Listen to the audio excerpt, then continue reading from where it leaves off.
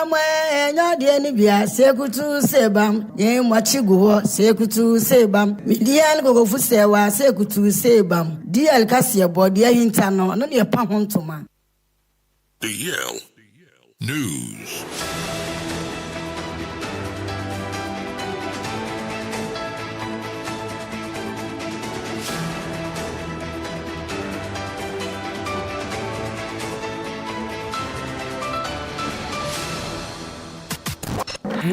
It's official. DLFM 106.9.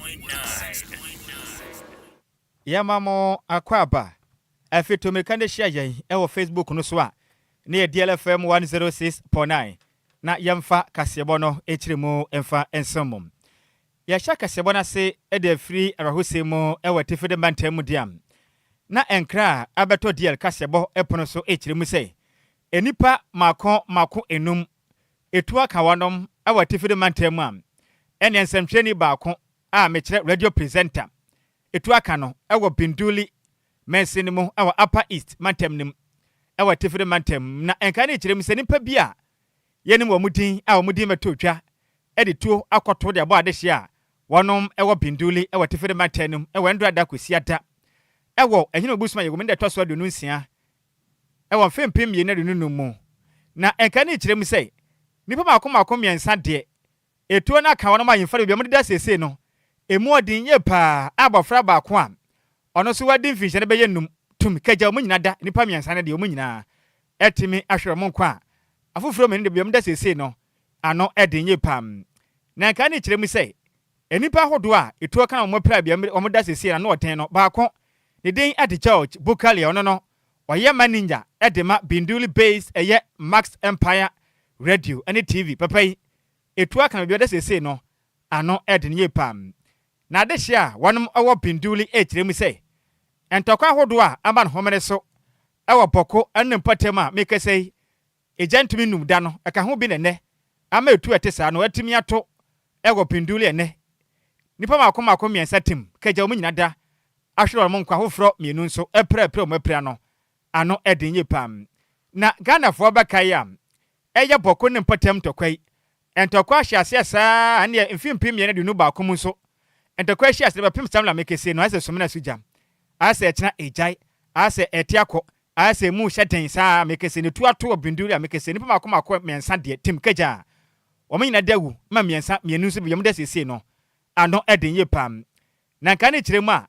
nipa ba kom so sabe na adwene nya adwuma enipa bia bomade ato akohye ne so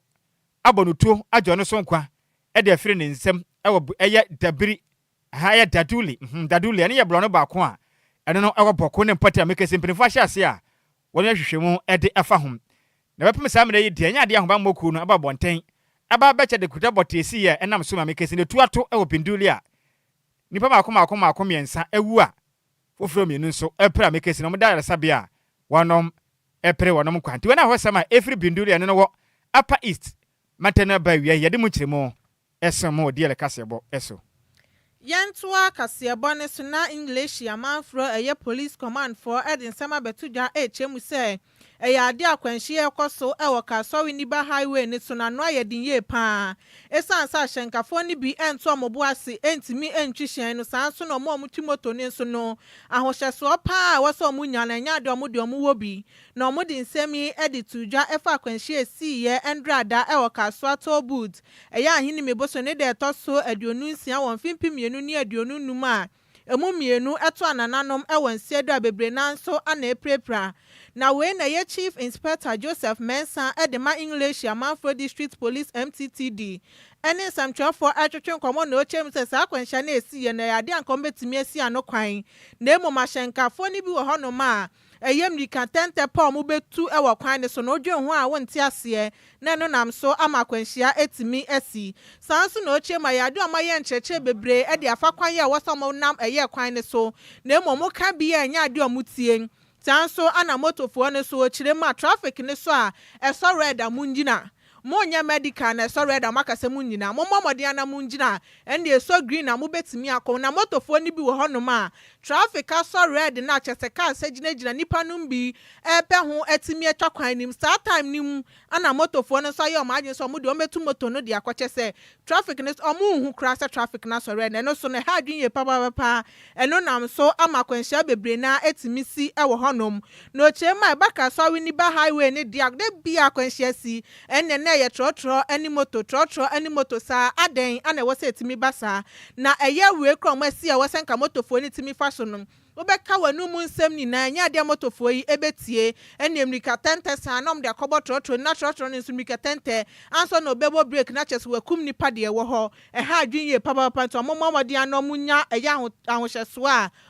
betimi edi atwihye ne sansa de nti ana mo betena ho nam nika tente sa na mu kum nipa de bia kwanhya besina nipa ewu omo enwu a na omo prepare ha adwinye pa esanse fit up epombo som na kwanhya sa ha adwen ewo manyimu nti omo obomoden ahese eye ncheche ahuduo na omo cheche ni na eye hyenkafo eye motofo ni na no ebetimi edi su no mu chiema eye police fo ne so na anya ade omo be free highway ne so memodin ahwese nhwehwe mu betimi akoso na wo awunim na ye shenkafo na wudo si mikatente na abekọ ho no omo ne wo ebedi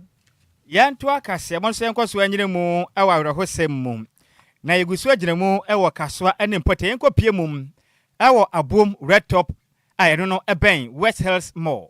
ewo nkran pumpure mante mu na endrada awrehosem a ebeto de yakase bopono so echirim sem abofra bi a wanya mfinihia no nson wakwa akoto eye manhole pit bia eda honum mekire nso we die enipa na yatimi atu amna ne so de ba beye biribi wo honum na bofre yendrada wakwa kotoma eye odumija adwuma yekode nkata bonten se mekese da bofre na yade a wahwere ne nkwam na Ghana National Fire Service mpenifo eba mane se ndrada omunya ne nte se abofre bi ekwakoto nsuo mu ewo abom red top eno ne ben West Hills Mall ewo ndrada no mba mane mi katente koye ampa ne ampa ninu ne ampa rescue team ko hwe nsuo ni mu a abofra na dem a mekese no waye nyamedia na mpenifo kirem sem asem asie no ano odin ye pa na momum ni de kudie ntia fa so abofra yi etimi ekoto eye manhole mu amekese ne nkwa etimi afri ne nsem na de hia wadom ebemben potem ho no mu kirem se enye de edikan ni eyade a we no ba ko asi ekobosum ntam ni ewo mra manhole ebura akwabrane atu de ato no mu a wantimi ankata so enam so abofra bi ekoto mu a ne nkwa etimi efri ne nsem ena we nso emperifo kasa ya senko re bom no homaden senko betimi akata so na so ampemwa emam sese bom no homaden ebum ne de gu na so mene nso endrada abofra wanya mfinhia no mako enson pe akwakoto abule mamekese akwa ro sama emperifo kirem se ede hu aba de shomwo abom red top no ne ben West Mall empotem mesese de yakoso no emperifo anso bedu baabi no ebenye hu pa na de sha gemre ede nsem sei eto sentrefo anim akola ne de obai no na wo baji kin wa ha ndi kin na wo baji ya wo ko ana me si ndi me tisa ma me bi tiam wo se kola bi wa na me si ba ndi me ba na me si wo den na wo pe na wo se oni ni nua na bai ana me si sa na wo nua no wo no tia tia mo fra no ndi me akwa ndi dem de hu mpa bo ba ko wa ana me hu ba ko wo nsunu ne ma me hu se bi wo akola no oda nsunu mu no ndi wo no na me to nsunu ba me to mu no me se pie bi sa akola ne se ni nua no o we so auto sunu ma na o se debi enti na yanzu we we ye tutu so dem say on them in ya mezu mi hu no all right this about 1 month na about 2 weeks or 3 weeks me fa na 3 weeks no the meeting say you see beji hu enti na me nim say me ma ha enti me nim say ya dia ya jihu properly say ka say o me say na dia ne o tu so mo de be dey yes manhole enti na me nim say say no mo ase mo agi hu na say o ma ye ni properly so today I remember we say tip almost the way no mo di tip dia found say we nya bibia mo di protect say bibi secret this amada many tie na ti say si bibi sa isi wa na si akola bi abeto septic tank dem ka ba ne I mean, this is the second time. It's Saturday, this no the two I know so hey time on you not just why any so this is the second time. Only the other day like 3 times that those times I go to septic me then I da same but I think the best thing to do is to close it up. But the first incident on in the Kasa, it will be best to get him as well on DLFM 106.9. Enti any awoti ye aya this year. Wanom ewa kaswa a boom. I no a ben red top. I no esa ben vessels more. And a much we say. Abofra when fish and so brother or koto a brema wu ye no. Yedi dikani e biesi ekwabosomba kontem ne mpanifo ampemu ane enra dance fu fresi abofra when fish and so wahwere ne kwan yaja ewo abom red top I no ben vessels more. Ewa kaswa enim Yantua Kasiabone so na ya de obubu obusume eyewuku adane de toso eyedumiensa won fimpim yenu ni aduonunum yimu eyade a Ghana for ehwe anim se ye fotosanfo ye Dr. Castle atoba eye forcing ede eye 2026 budget statement and economic policy no ebeba mrahebedwem se ne ebeyom betimi age atum na chess wetimi abe presente ewe ye mrahebedwem na date na yade omuhwe anim se mrahebedwafo betimi age atum se ne ebeyom no so no ebetimi Diaba eno eka eye first full budget eyo mampani John Dramani Mahama ne na aban eba ye no ewo eyo pepombo so me na abesi ende ne de eya de budget no ye full year budget ana omobomodian etimi ediaba na muchema ye presentation obeye no efasikasem ho eno no eba behwe sanse ya de omafa ohaw bebremu no muchema eye budget odi kan ede ba ye no eno efri eye aban dada ne honum na emom eye upcoming 2026 budget no de ba ne de no akasa efo eye kwan omo faso no mudi mpuntu atimi aba oman Ghana mu na wo hwa eye public financial management act eye fotosanfo ejina mu ede ama omanpani no ehwe anim se ya de national budget no eba betum na hwebedwam se ne ebe ya achakrampo no eye obubu oboso ne de toso eye dunum ewa fibia mu na eye fotosanfo abomodian any omo kebi owom na hia sanso ana industry leaders civil society organizations any development partners na kaboma omaye eye nhyiamudie ehun sampe wo so otimi bomode ano de ba sane ebe ya eye 2026 budget no also de ba betum na hwebedwam no magye atum na watimi abeye presentation no ede ama oman Ghana yantu akase bono so ne yefia ne mfankyere mum ewa pie ye mantenem na make say akuapem hene Ose ade yo kwasi akufu otoso emiensa adensem atugya se Ghana fuei osrem ada titiru ena nanom atrenkonwa mo oman Ghanam osrem ada niam ahodo ene sapa na nanom ene yagyanem omanya bomba bi kro etwato ho no ma ye no ehu bahia se bema hu ahia ye pa na ade akire naboa na ye mfasode ade ama nkiri ba wonom eba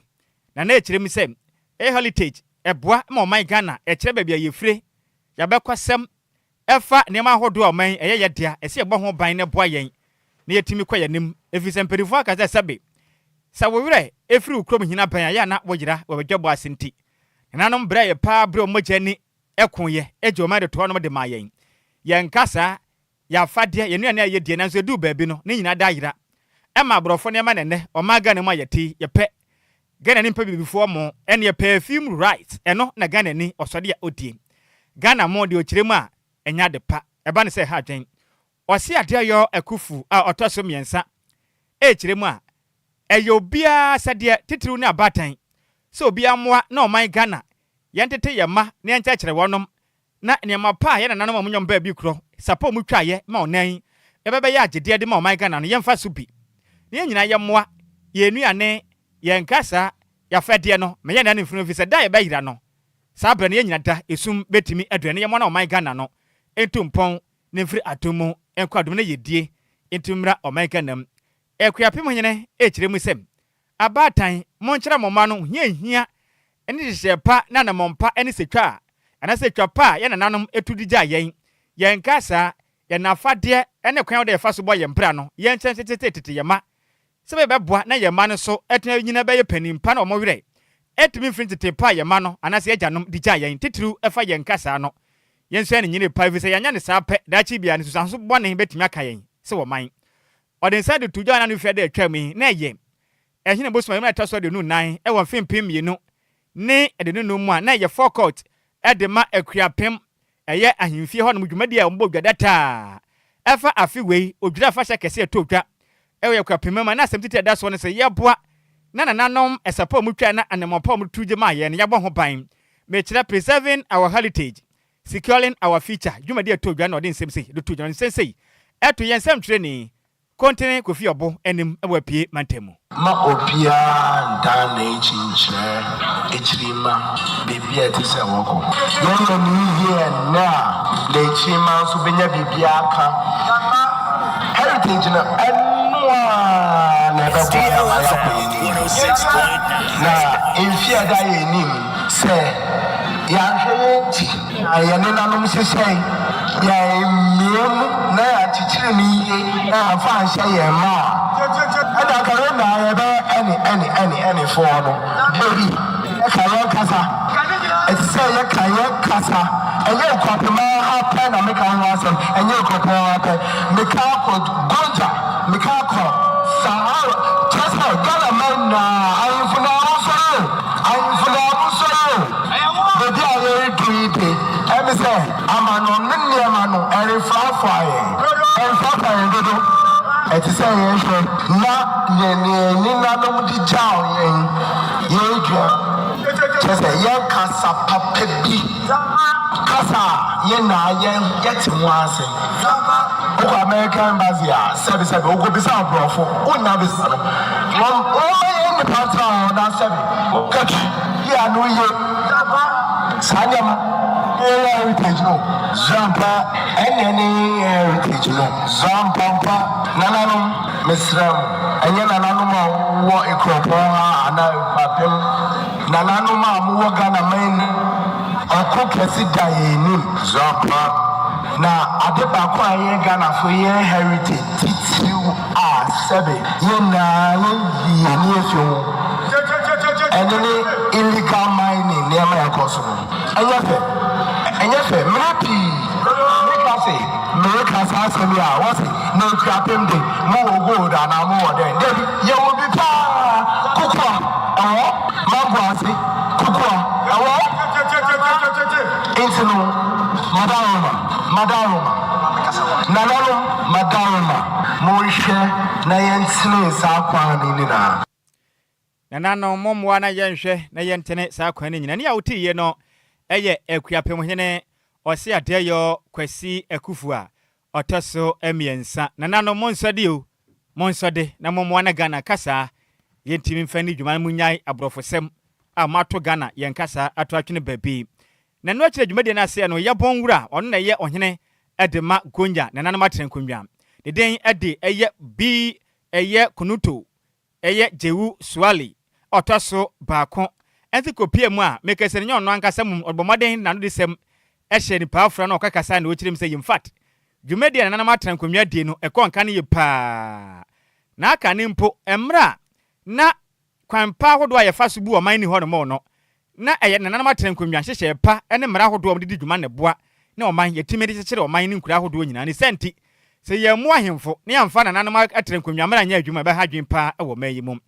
na wo kire mu se ehu hia pa se National House of Chief pa maden aboa ye hye pa na omde hye pa gu akwam na aboa se be ya ebe boa ye ne yakwa ne mu no o maga kyekye ne puntu no etimi akonkan na nanom atrenkonjaso abona tentene etimi edi nkonim o mayi mu na aboa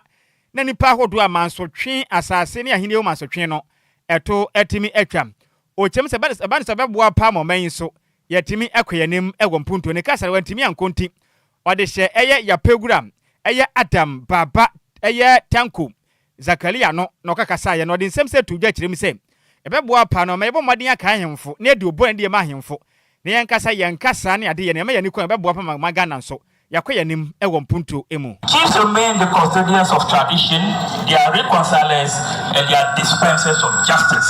within our community. Our influence in maintaining harmony provides a fertile grounds upon which development flourishes. Yet, chieftaincy succession disputes continue to threaten the peace of this country. These disputes often stem from questions of legitimacy and the absence of codified customary laws. I, the Ebora, king of the Gonja kingdom, I wish to urge government through the National House of Chiefs intensify efforts towards the codification of customs, practices, and usages relating to succession. Such clarity will promote justice, reduce conflicts, and preserve our cherished heritage. Ladies and gentlemen, before the advent of modern democracy and the rule of law, tradition guided the governance of our people. Festivals such as Adjoa embody this living heritage. They serve as platforms for cultural expression, education, and unity. Therefore, this year's theme, preserving our heritage, securing our future, is most appropriate and apt. Our traditions are not relics of the past. They are blueprints for our collective future. Any awoti ye ya bongram. Metre ohene edema gonja nanano matren kunwa. The den edi bi eye kunuto jewu swale a otikan ede efa nanum sini ono kokasa odwumede nase eye ye pewura Adam Baba Tanko Zakaria ena oti ye yamane boy yensem twire ni kontin kofi opo ena de free apiemantemu ebesom yen. Yanto akase bone so niembon remu ewo mrahye na dom kuma ewo honom ensem ede abeto aban anim so mbomodian emfa eye nkrata ye flagship programs no ewom embra mrahye bedwam sane ebeye nhwehwemu a woye ni ye ebetimi akoso ewo ho no mu cheme ya dia flagship eye programs ahodo a eye Ghana mampanini na aban elanche ye no enya de omodi aba mrahye bedwam ama akasa so atimi ahwem atimi ahu se na wosamo ye na nasese ana wosamo de ko na ba ne sa na chesa mo breju medi omunsu di ewo ye mrahye bedwam na se sansa adenti ana mbelanchi bibi amomfa mbra mrahye bedwam amadom kumane so entimi enhwemu bi na mo ne nsemtwefo etwetwe nkomo ewo mrahye bedwam eye ndra kwasi ahini mebosom ni de toso aduonu nsia ewa mfimpi mienu ni aduonu numnimu ana ranking member edema economy and development committee eye honorable Kwadwo Ponkroma to aban nanim so momomode anamo fa nkrata no emfemra mrahye bedwam no mo so momode a entimi enhwem na ye program yi eye dubaako enene eye 1 million coders program sanso ana 24-hour economy program jobs export program Ejumera program ene eye national apprenticeship program sanso ana tree for life program Accra reset program one child one tree initiative sanso na Ghana infrastructure eye plan ana eye free tertiary for persons with eye disability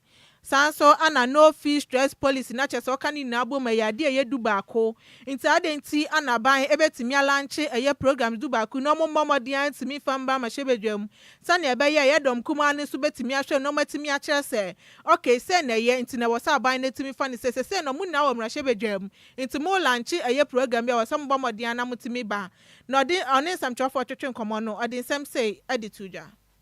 economic policy, and then the specific programs that the government wants to run. The big economic policy that is submitted just mentions these programs, that we'll do a 1 million coders program aimed at training 1 million people for digital skills. People will say, here. A figure is put by it. The minister will show up at committee level to defend his whole budget. It's approved. It doesn't mean that the program document has been brought to Parliament or has even been published. So as at now, you have 11 programs and initiatives that this government has launched on various platforms, and ministers have been giving hundreds of millions of Ghana cedis ostensibly to go and execute them. I can take you through the list. 1 million coders program, the 24-hour economy program, the jobs export program, the Jumera program, the National Apprenticeship Program, the Tree for Life Program. Many people don't even know about it. The Accra Reset Program. The president launched it at the UN. The One Child, One Tree Initiative. Then quite recently, they've launched the Ghana Infrastructure Plan, the Free Tertiary for Persons with Disabilities, and then the No Free Stress Program. These are about 11 programs government has launched. And our argument is that not one of them has had the program document that tells you, so what is the target?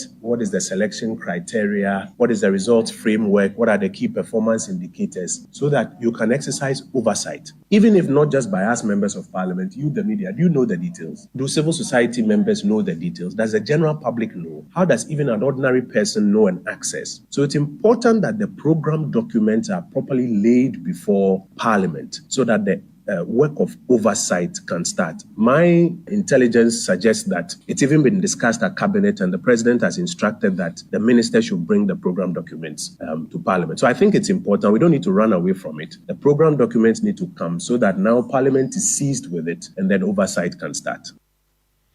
Enwachi ana Honorable Kwadwo Kroma HM de sobo e de bom mampani John Dramani Mahama ene na aban esan so moye nsakraye e wo Cyber Security Act ni mu a chese obi ka na adwen ya na omampani akwakochi wom eyesa no so betimi aha wo mesan se esa uti obi ani jesu ontimi nka ne wo sa oka e wo man mu. To say that what we are seeing appears to be a draft and that they want to consult on that draft. From what I have seen as a former information minister, this draft is dangerous, though it's not surprising. And let me explain why it's not surprising. It's not surprising because I think the president first announced it, that they are going to use the national security apparatus to go after people who make comments on social media that they consider, for whatever reason, whether it's under hate speech or it's under whatever, they consider it unfavorable. They're going to search for your IP addresses and then get the security apparatus to go after you. The president himself said it. So it's not surprising that his minister is now following up with a draft bill with such wild provisions in there. What is dangerous about it is that over the last set of decades, various countries have been moving away from criminalizing speech. There are other remedies for speech that may be deemed unfavorable, most of them civil, but not necessarily criminalizing it. And that's why you would recall that even the Criminal Libel and Sedition Act was repealed by the Kufuor administration. There are still remnants of laws that still seek to criminalize speech. For example, this law that is being used a lot, publication of false news, with intent of causing fear and panic, is one of those laws that actually still needs to be repealed. Instead of repealing that to advance, democratic freedoms, the government is now seeking through this draft that it wants to consult on to enact legislation that will now even ensure that when you put up a comment in your chat groups and they find it offensive according to their criteria, you could go to jail. And I think it's a very dangerous, encroachment into the area of free speech. The government needs to tread cautiously. I'm hopeful that when the consultations start, the government will see wisdom in backtracking and ensuring that instead of rather seeking to further criminalize speech, even the remnant laws on criminalization of speech should be repealed. Eni ya uti ye Honorable Kwadwo Kroma no ana ye mrahebedwani e de ma ofun ase ayerebi san so na ye ranking member ema economy and development committee. Yantu akase bono so na yemfa ya ne mfa nkyerem e wo my Ghana ya mrahebedwam na yenkopie mum e wa sentiment ene dia na sentiment mu okopie mu obosome frɛ ho a wano mba se betwani aye oniminyamfo na kwame asafo Agyei Agyei edensem atudwa echirem sen oman Ghana yen senior most soccer team the Black Stars of Ghana aya dear pamene oman Ghana wamotimi dia qualify eko eye World Cup ni bia yekwa kwagie ni pa eno no bekoso ewo Mexico, Canada and of United States of America mbe de ye pam na we a joint statement member of parliament the market to not oniminyamfo edem agbana and afin so oniminyamfo na kwame asafo Agyei Agyei de atudwa echiremu a hwe amre bi atwam oman Ghana ye money boy koda na di e won fempem mienu ene do nsia World Cup eto dwa ne mu a ekwanka ne pa efempem mienu ne nsia 2006 World Cup no Ghana boy papa Ghana emma chese bibiman ni wiase anyina hunu say yes ye wo man bi wo bibiman mu a ye boye homodin ye pa e wa godie mu esensemu na o kire mu say wo beka ya enfempem mienu ene nsia 2006 emra World Cup eto dwa wo wiase anyina mansago kanse yi mu dwumadi eto dwa ewo Germany no Ghana bon homodin kondia ina be pie mu wa South Africa enfempem mienu ni 2010 South Africa ha ehuri yo enya panatia me wafa asase moja tutwene ya enka Ghana ye kwaji bonsu ne de ba krayim nanto fi antoata ma mia me wafa se kuma Samuajan ekwo agon ma ne kɔ bɔ ba e ma Ghana entimi ankɔgye kruwa nanso ye modern bɔ na ya de Ghana fo de biada ye kan na mra ode nsɛm do tu dwa e wɔ fra parliament ɛna wo kyerɛ mu sɛ sesie yi de anamontu a Ghana atuo e de ye nyina kopie mu wɔ cup na se no e ye ni kasɛm ti dam kuma ene dom kase ne nyina be bom ba kopɛ yigimu nim ɔtɛn nim amanyɔsɛm nim na nyina yɛ tɛkyɛ bumome e de ho de nyina taa Ghana Blasters fo akyi aboa sɛ bɛ yɛ akruwa no anya hwempo yɛntimi anyipo yɛ bɛpa ho na nim nyam kyɛ kɛseɛ aba ɔman Ghana na o kyerɛ ma yɛ kɛseɛ de ɔde abasobɔ kɛseɛ e de ma ɔman Ghana yɛ Black Star team no e na afi nso technical team nyina so ma ɔmɔde ayɛ adwumaden panti Ghana fo nyina ta wɔ makyɛ magyebagafo nso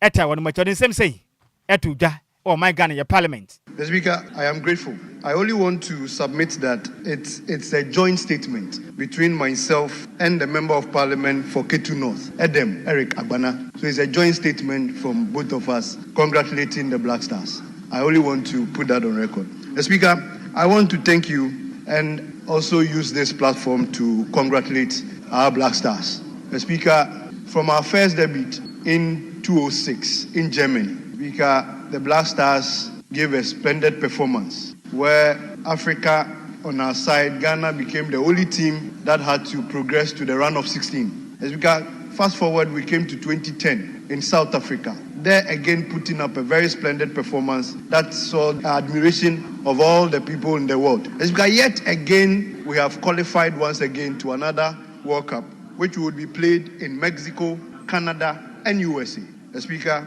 for the first time after a long time, I saw the teeming number of Ghanaians beaming with happiness, seeing the Black Stars qualify for yet another World Cup. It brings a whole lot of inspiration. The Speaker, with a whole lot of expectations. Others are expecting to cheer the Black Stars up. Others are expecting to see the Black Stars progress. Others are expecting to see the Black Stars making the African continent and the black race proud again like we used to do or like we are known for. Mr. Speaker, both governments or successive government had made some contribution towards ensuring that our Black Stars become the hope of Africa. Football again passes across both races. There, Speaker, it has no boundary, no political correlation. So, in rounding up, I would say that this is another opportunity for us to show the Ghananess in us and prove to the African race that, in fact, we are the star and the hope of the African continent. Let us admonish that this whole arrangement and preparation towards the Black Stars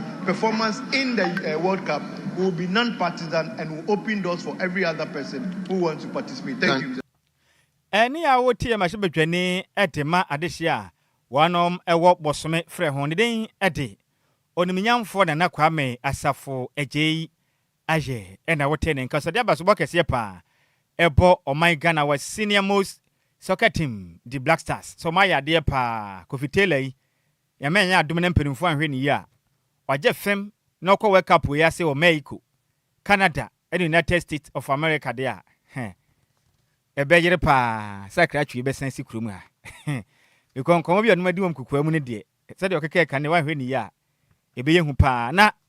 potopro nka bia to dwante no ye na ye ho na breaking news bi apa na yemfa nso musisi a na yenkenka madwenkyere ne bi yemfa emamo DLFM breaking news.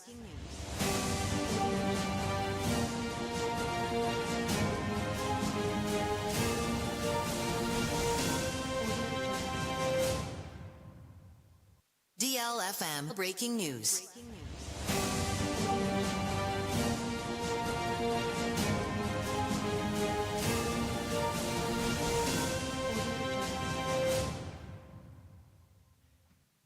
Potupru ankra abato de kase bopono so wutwa frew na kopie mu awamanone a mekire omaye de da so ye Cameroon na Cameroon man no eto aba ewa afia ye womi na ne da na toso dumienu mekire bosumi a ye womi ne da na toso dumienu ehini bosumi na toso dumienu mo kosi na nim koto aba na omoto aba ne wieye no ensem pii na afia kire ba ehu pa na opposition leader ne den ede eye Chiroma Bakali Chiroma bato no wadi mu nkunim nanso enwiamu bi ekwaso pa ento adwene ho a onte ase so mu pese mu wi abanum edema eye incumbent president Paul Biya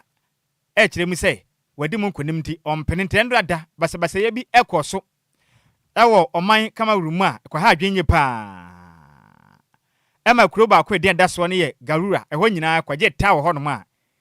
na ɛha adwenye paa na meka sɛ ne nkra bɛtɔ de yɛ kasa bɔpono so kyerɛ mu sɛ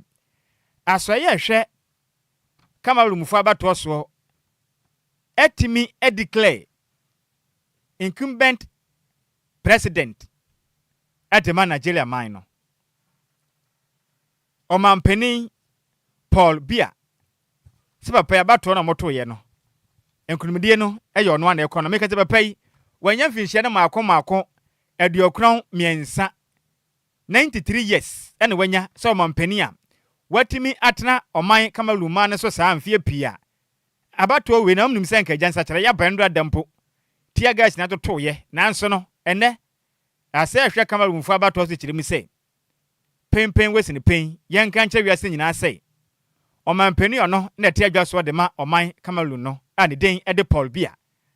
abato no bere wiye no hwehwema ahodo abeto dwane nyina kyere mi se papa yi waden konim enti ekyere din wei ene breaking news atodwa yede mu kyere mo esomo awie DLFM breaking news.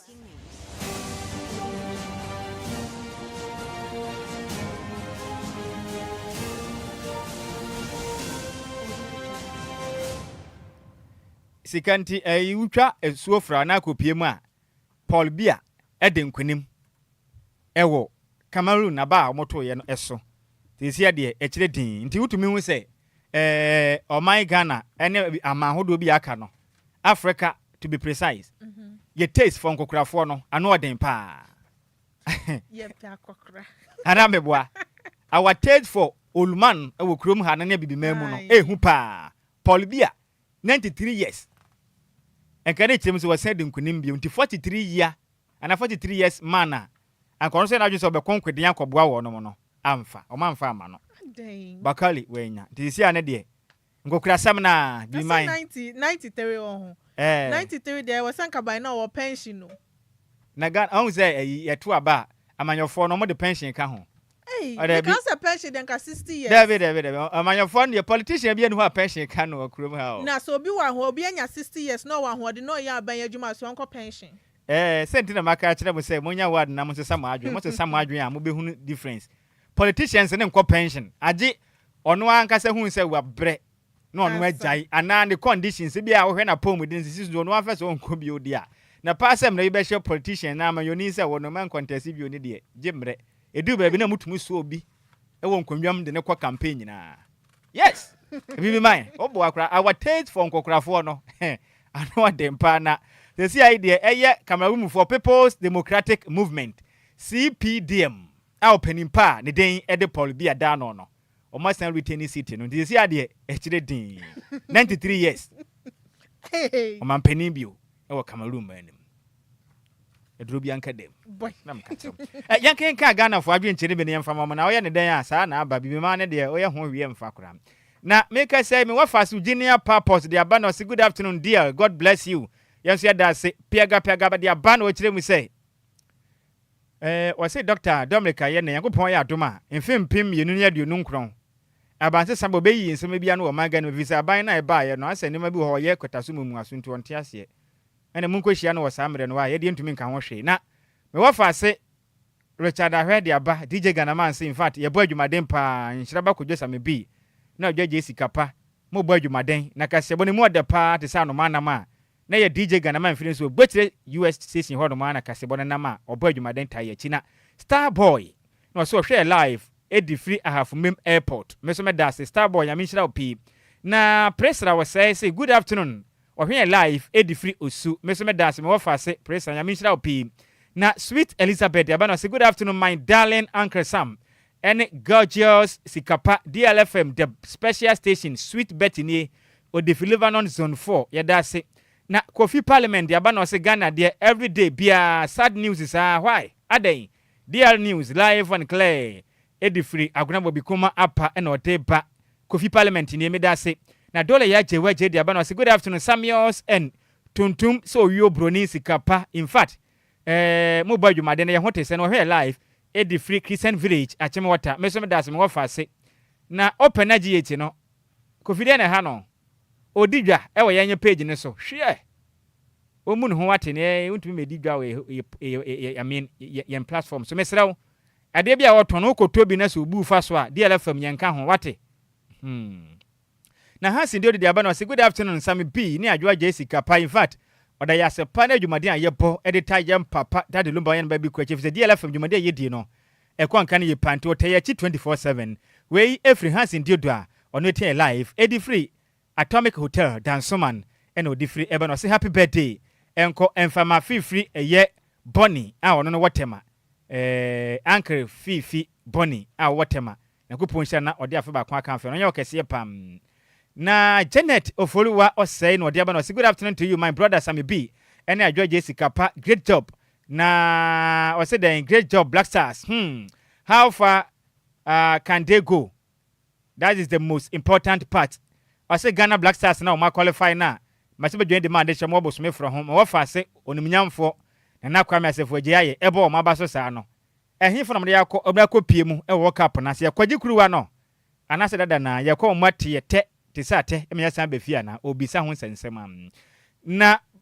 me wo fa se Mahama Obuase baba Mahama Obuase na o chiri mi say 2020 de ba omia na ekọ mate ono na ekọ ya wasema fakọ party headquarters na ko chirichirim na junior papa Sunday aba no say good breast dear wonso so nyame nhyira opi say wonso do agyenkyere no etimi eti aba na Kofi abo bi de ajakwa yenya ne kwanti afiba di bia ba yenkan na yenko ente saa ho asem beba ode akwagyina temu na yentumi nya no na Adjoa Siki emeto aso mu adwumaden emfa ansom yen na DJ afiba say happy birthday enko emfama Anita wo akuapim tutu na yesa me kese ide Dubai mum na wo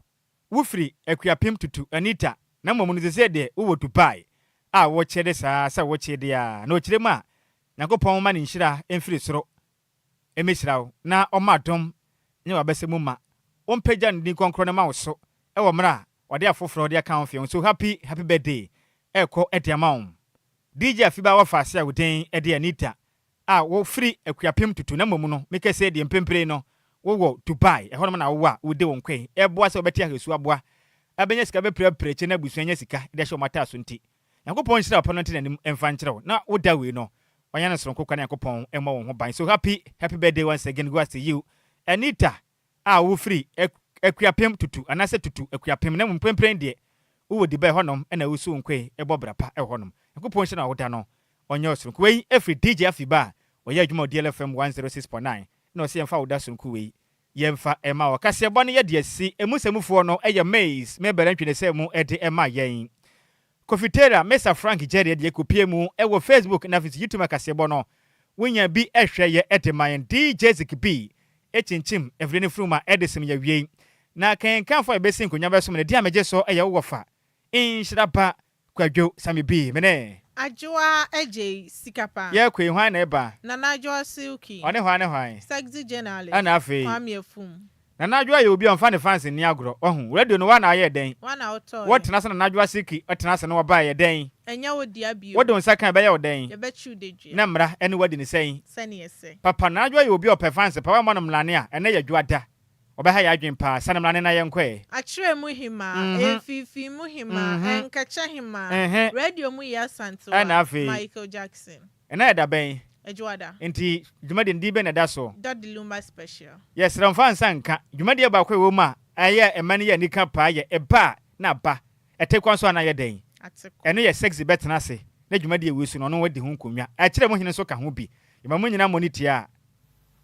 Adehye. Luck is everywhere for everyone. Happy birthday.